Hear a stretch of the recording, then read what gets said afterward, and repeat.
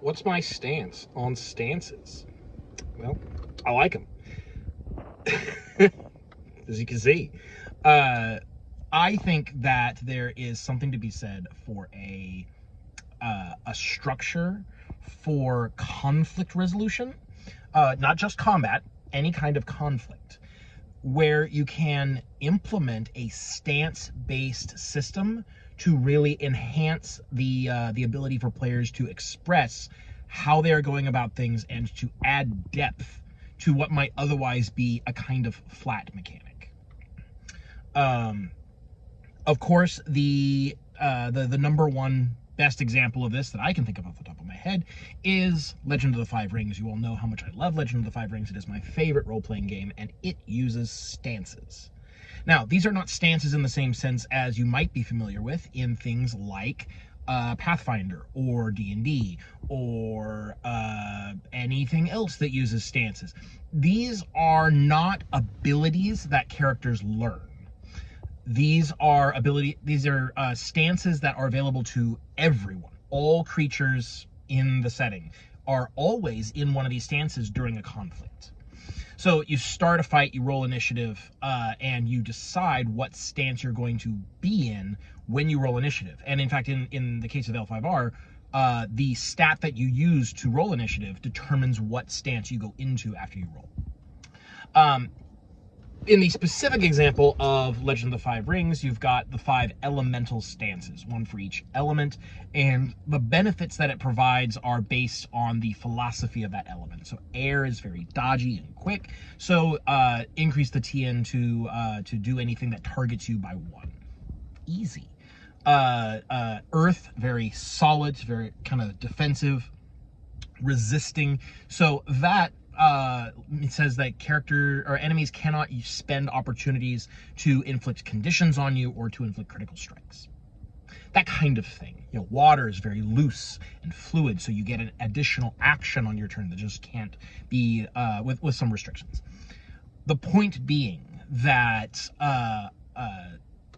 these stances all have a baseline effect. They also determine what ability you're using, which of your elemental rings, which are stats on your sheet, roughly equivalent to attributes. It determines which one of those you use, and that kind of informs not just the approach that you're taking with your attacks, and can also say, like, hey, here's a role-playing tip. If you're in a fire stance, you're going to be very quick, very passionate, very powerful, very emotional. If you are in a void stance, you're going to be very like detached, very instinctual, very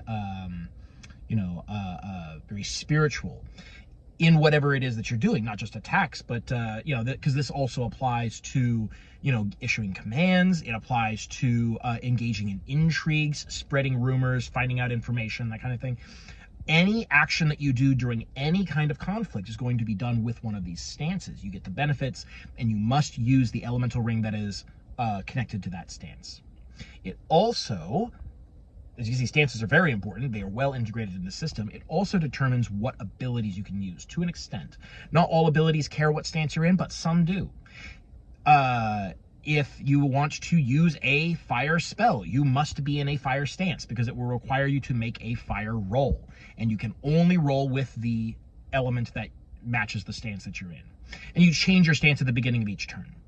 This kind of mechanic where you have a set number of stances that are universal. These are not learned abilities for the characters.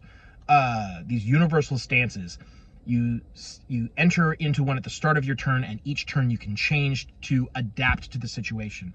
This creates a mechanical style for conflict resolution that enables and facilitates this idea that some people have tried to replicate in D&D, and it's very hard to do in D&D.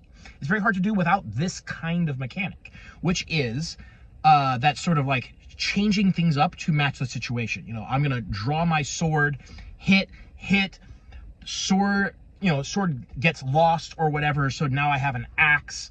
Or the difference between, like, I'm gonna hit with the blade, I'm gonna pummel strike, the changing up of what you are doing based on the moment by moment changes in the situation and the improvisation of actions in terms of like keeping up variety, you know? This kind of thing, you see it in cinema all the time. In fact, watch the Dungeons and Dragons movie, Honor Among Thieves. You'll see they do this all the time. In any kind of fight, they're changing up their abilities, they're doing different things. When in gameplay in D&D, it's usually better to have a best thing and just do that. Gameplay in D&D tends, at least in 5th edition, tends not to be very terribly varied. Like it's kind of, you could do a flow chart that says what is your best ability. It's often going to lead to the same thing, particularly with regards to cantrips and basic attacks. I think they tried to switch this up a bit with the 2024 rules, where you get weapon swapping mechanics, and it is now optimal, at least at a certain level, for fighters to have like this rotation that they go through, where they attack with like 4 or 5 different weapons in a turn to get the maximum number of attacks. Which is a neat idea, but it feels like a very niche kind of fighting style. Whereas the fighter is sold as being like the master of a fighting style. And I guess that fighting style is weapon juggling, because that is the optimal way to play a fighter, particularly if you're doing melee combat. And so like this concept is kind of neat on the surface. I don't think it's a good idea to have as like the default best way to play a fighter, because it's kind of niche, it's kind of complicated, it doesn't feel great, and it doesn't add a lot of value or interesting decision making to the player. But the idea is nevertheless kind of evocative, where, you know, like I'm gonna draw my sword, hit, draw crossbow, shoot over there, you know, do like an unarmed strike. You know, like the mixing up of different attacks, particularly even within the same turn, not even like just like this turn I'm going to do this, this turn I'm going to do this. It is evocative of a particular kind of fantasy that we see a lot in cinema, any kind of visual medium, because the artists or the choreographers or the writers want to have it stay varied. They want it to be interesting, and that means doing different things, not spamming the same motions over and over.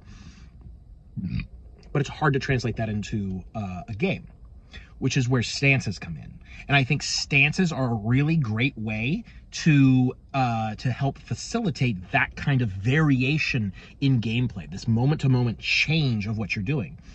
You could enforce it. You could do this like hard, you must change your stance at the beginning of each turn. I don't necessarily know that I like that, but I do think that having certain abilities that are targeting certain types of stances. What L5R does is sometimes you have to make like a resistance roll, and the TN for the resistance roll is higher or lower depending on what stance you're in. So certain abilities are better against certain stances. And so like if I do something that's really good against the stance you're in, you are incentivized to change your stance so that I can't do that again. And then so you are doing something different than you were doing on your last turn, and now I'm going to do something that's different than what I was doing on my last turn. You see how this naturally incentivizes switching things up. So I can, in a sense, like chase you out of maybe the stance that you are most comfortable in into a different stance.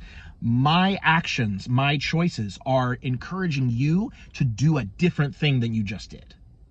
And I think that's really neat. I think that's an awesome way to do it. And this isn't any kind of like, you know, like it's not a cycle. It's not like, you know, fire is good against water, is good against earth, is good against air. There isn't a cycle like that. It's just that certain specific abilities are strong against certain specific rings. And so if I have an ability that is strong against the stance that you're in, well, it's smart to change stances. This is in addition to a mechanic that I really love, and I talked about this in another video where I talked about L5R's dueling mechanics, which is called the predict action. Like in a duel, you can try to predict as an action what stance your opponent is going to go into. Then at the start of the next turn, when they choose their stance, if your prediction is correct, then they take a bunch of strife and they are forced to change. And that's a good way to add strife onto the opponent, which is very important in a duel. It's less important in other types of conflicts usually. I think that kind of mechanic is so engaging. Honestly, the predict action is one of my favorite parts of the entire system. It's so evocative, and I'm pretty good at it. So anyways, this like, if you have a stance-based mechanic for your conflict resolution, it's going to naturally allow you to create situations, mechanics, opportunities for helping the players keep their actions varied without having these hard restrictions. Because I don't like, as a designer, I don't like having hard restrictions that says you can't do the same thing twice. Well, I feel like there should be a more natural, more organic reason why you shouldn't or can't do the same thing over and over. I feel like just having a hard rule that says you can't do that again, it doesn't feel as good, and it doesn't feel as elegant of a design. So this is a good way to sort of like push people in the direction of that you want, rather than, you know, coming down hard and saying you can't do this. So stance-based conflict resolution, I think, has so many possibilities, and not a lot of games are doing it. Like L5R is the only one I can think of that really invests in this kind of mechanic. I think it would be really neat to see how other games handle the same kind of mechanical idea with a different approach, because L5R is very specific to the philosophy of that setting in that game with the elemental rings. But there's lots of different ways you could do it, having stances based on what approach you're taking to the situation. You know, am I using a forceful approach? Am I using an evasive approach? Am I using a tricky approach? You know, am I, you know, maneuvering? Do I want to go fast? Like, any of these kinds of descriptors can be used to create the mechanics for a stance. That determines, you know, what sorts of abilities you have access to in a turn, what sorts of stats you're going to be using for your rolls, etc. So I would frankly like to see more games on the market that do things that way. But yeah, that's me.